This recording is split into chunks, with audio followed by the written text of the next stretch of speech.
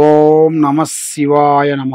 ఓం శ్రీ పరబ్రహ్మ దేవి మహాశక్తి స్వరూపిణి ఓంకార రూపిణి ఓం శ్రీ మాత్రే నమ. ఓం కొండదేవతాయ నమ. ప్రజలందరికీ నమస్కారము. 2025 అక్టోబర్ నెల. ఈ నెలలో ఈ 12 రాసులకి ఎలా జరుగుతుంది, ఎలా జరగబోతుంది, ఎలా ఉందనేది, స్థితిగతులు ఎంతవరకు వచ్చినాయనేది మనం ఈరోజు చెప్పబోతున్నాం. మరి జాతక బలము, జీవిత బలము, స్థాన బలము, పూజ బలము, యోగ బలం. మరి ఈ 12 రాసుల్లో ఉండవలసిన వాళ్ళందరికీ శని మహాదశ ఎంతవరకు వచ్చింది, గురు బలం ఎంతవరకు వచ్చింది, రావు దశ ఎంతవరకు వచ్చింది, కేతు దశ ఎంతవరకు వచ్చింది, ఈ 12 రాసుల్లో ఉండవలసిన వాళ్ళకి ఈ అక్టోబర్ నెలలో ఏమి జరుగుతుంది, ఏమి జరగబోతుంది. కాబట్టి ఎన్నో రోజుల నుంచి వీళ్ళు అనుకున్న పనులు కొన్ని కాకోకుండా, చేతికాడుకు వచ్చినాయి కొన్ని చేజారిపోవటం, అనుకున్న ఉద్యోగాలు ఎంత ట్రై చేసినా కాకోకుండా, పెళ్ళిళ్ళు ఏది ఆలోచించినా ఎంత ట్రై చేసినా పెళ్ళిళ్ళు కాకోకుండా, కళ్యాణాలు కూడా దగ్గరికి వచ్చి దూరం కావటం, సంతాన భాగ్యంలో కూడా బ్రేకు కావటం, ఆరోగ్య సమస్యలో కూడా చాలా వరకు ఇబ్బందులు పడటం. మరి వీళ్ళు ఏ కార్యక్రమం అనుకున్నా, ఏ పని అనుకున్నా కూడా ఆ పని చేతికాడుకు వచ్చి చేజారిపోవటం. మరి గవర్నమెంట్ డిపార్ట్మెంట్ కానీ, హోమ్ డిపార్ట్మెంట్లో కానీ, రెవెన్యూ డిపార్ట్మెంట్లో కానీ, రియల్ ఎస్టేట్లో కానీ కొన్ని ప్రమోషన్లు, కొన్ని చేయాల్సిన కార్యక్రమాలు ఈ నెలలో ఎలా ఉన్నాయి, ఎలా ఉండబోతున్నాయి, మరి వాళ్ళు ఏ శాంతం చేస్తే వాళ్ళకి ఆ సమస్య అనేది తీరిపోతుంది, మనశ్శాంతి అనేది వాళ్ళకి ఎలాగ నిలబడుతుందో అనేది మనం ఇప్పుడు ఈ 12 రాసులకి స్థితిగతులు ఎలా ఉన్నాయా అనేది చెప్పబోతున్నాం. ఓం నమ శివాయ. అక్టోబర్ నెల తులరాశి ఫలితాలు. ఈ తులరాశిలో ఉండవలసిన వాళ్ళకి అద్భుతమైన విజయాలు రాబోతున్నాయి. వీళ్ళు పట్టిందల్లా బంగారం. ఏ కార్యక్రమం పట్టుకున్నా కూడా విజయం. కానీ ఎంతలా కార్యక్రమం చేయాలనుకున్నా కూడా వీళ్ళు ఎక్కువ శాతం డేరు ఎక్కువగా చేరు. అంటే ధైర్యం ఉంటుంది. కాబట్టి ఎందుకులే మనకి అంత ఫాస్ట్గా వెళ్ళటం, దెబ్బతింటాం ఎందుకనేట్టుగా వెనక ముందు ఆలోచన చేస్తుంటారు. కాబట్టి ఇలా గతంలో ఎన్నో బాధలు పడ్డారు. ఇలా గతంలో కుటుంబం గురించి కానీ, అన్నదమ్ముల గురించి కానీ, అక్కజెల్లెళ్ళ గురించి కానీ, తల్లిదండ్రుల గురించి కానీ, ఇలా కొడుకుల గురించి కానీ, కూతుర్ల గురించి కానీ ఎన్నో బాధలన్నీ ఈపి మీద వేసుకొని, ఎన్నో బాధలు పడుతూ, ఎన్నో శికాకులు పడుతూ, ఆ బాధల్లో నుంచి బయటపడి ఇప్పుడు ఒక మంచి అవకాశం అనేది ఇలా జాతకంలో అనేది ఈ నెలలో అద్భుతమైన విజయాలను సాధించబోతున్నారు. మీ శత్రువులు మిత్రువుగా కాబోతున్నారు. కాబట్టి మీ శత్రువుల గురించి మీరు భయపడాల్సిన పనేం లేదు. ఎందువల్ల అంటే మీరు తప్పు చేస్తే భయపడాలి. తప్పు మీరు చేసింది కాదు. తప్పు కొన్ని కారణాల వల్ల మీ మీదకి వచ్చి పడిపోయినాయి. అంటే అది మీరు ఊహించని తప్పు. ఆ తప్పుని వాళ్ళు దాన్ని భూతద్దం వేసి, ఆ భూతద్దంలో చూసి చిన్న అక్షరాన్ని పెద్దగా చేసి చూస్తే ఎలా ఉంటుంది, భూతద్దం వేసి చూస్తే చిన్న అక్షరాన్ని పెద్ద అక్షరాలు కనబడతాయి. అలాగ పెద్ద అక్షరాలు వేసి మీకు మీ కుటుంబాన్ని మీకు మనశ్శాంతి లేకోకుండా, మీ బంధువుల్ని మీకు దక్కకోకుండా, మీ స్నేహితుల్ని మీకు దక్కకోకుండా, మీ స్నేహితులు కూడా మీకు మనశ్శాంతి ఉండకోకుండా చేశారు. కాబట్టి భగవంతుడు పిచ్చోడు కాదు. భగవంతుడు ఎవరికి ఎలాగ పెట్టాలి, ఎవరికి ఎలాగ దెబ్బతీయాలి, ఎవరికి ఎలాగ నష్టం చేయాలనేది ఆ భగవంతుడు రాసి పెట్టి ఉంచుతాడు. కాబట్టి కొన్ని మనుషులకి కొన్ని ఇబ్బందులు ఎదురైనప్పుడే ఆ బాధ్యత విధానం అనేది వాళ్ళకి ఎదురవుతుంది.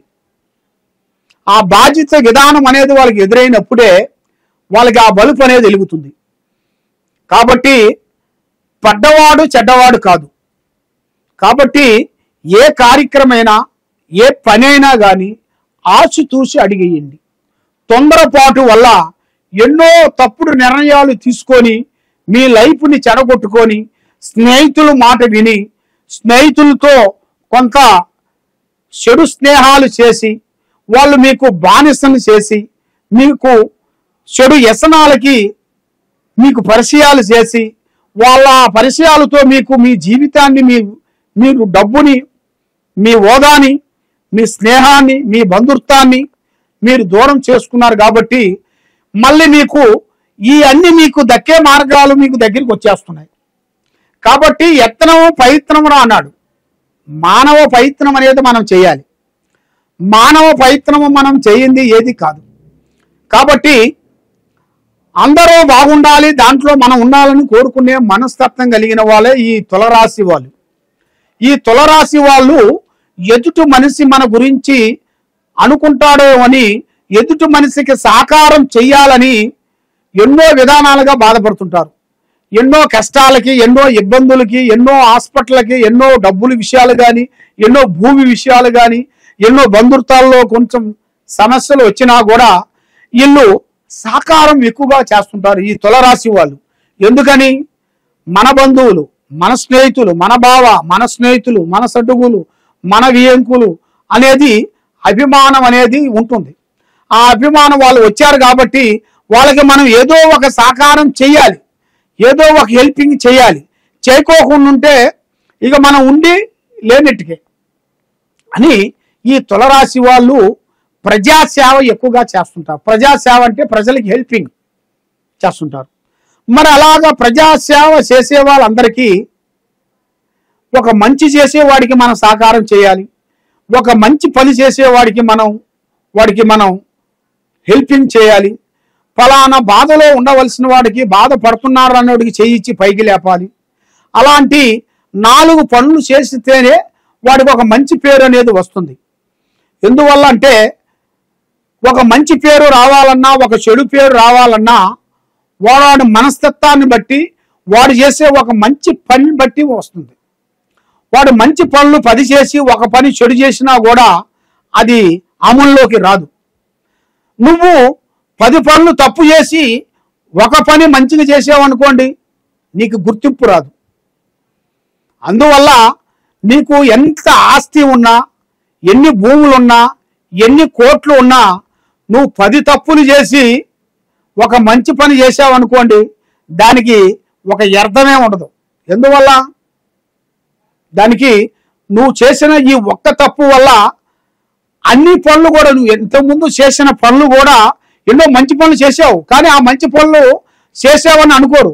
ఈ ఒక్క పని వల్ల ఆ 10 పనులు ఇది కూడా అలాగే చేసావు నువ్వు అని నీ మీద లేనిపోయిన కొన్ని నిందలు వస్తాయి. కాబట్టి కొంత జాగ్రత్త మీరు తీసుకోవాలి. ఏ పని చేసినా, ఏ కార్యక్రమం చేసినా, ఏ స్నేహితుడు కానీ, ఏ మిత్రుడు కానీ, ఏ బంధువు కానీ ఎవరైనా సరే కొంచెం ఆచితూచి అడిగేయండి. తొందరపాటు వల్ల ఎన్నో నిర్ణయాలు, తొందరపాటు వల్ల ఎంతో నష్టాలు. మనం డ్రైవింగ్ చేస్తున్నావు అంటే మనం కొంచెం స్లో అయ్యాము అనుకోండి, మనకి ఆ గండంలోంచి బయటపడతాం. అదే కొంచెం స్పీడ్ పెరిగామనుకోండి, లేనిపోయిన సమస్యలు వెళ్ళిపోతాం. దాన్ని మనం కంట్రోల్ చేయలేం. అదే మనకి మీడియమైన స్పీడ్లో ఉంటే దానికి ఏ విధంగా కంట్రోల్ చేయగలుగుతాం. అదే విధంగా మన లైఫ్ కూడా అలాంటిదే.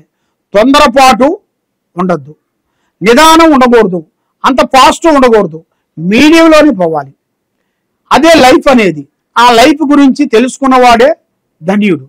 కాబట్టి మీరు ఏ కార్యక్రమం చేయాలనుకున్నా, ఎక్కడ పోవాలనుకున్నా పెద్దవాళ్ళ ఆశీర్వాదము చాలా ఇంపార్టెంట్. పెద్దవాళ్ళని గౌరవించండి, వృద్ధుల్ని గౌరవించండి. కాబట్టి మీరు ఎదుటి వాళ్ళు బాధపడుతున్నారా, కాబట్టి మీ సహకారం మీరు చేయండి. వాళ్ళకి అన్ని దానాల కన్నా అన్నదానం చాలా గొప్పది. ఆ అన్నదానం అనేది మీరు చేయండి. వృద్ధుల్ని ప్రేమించండి.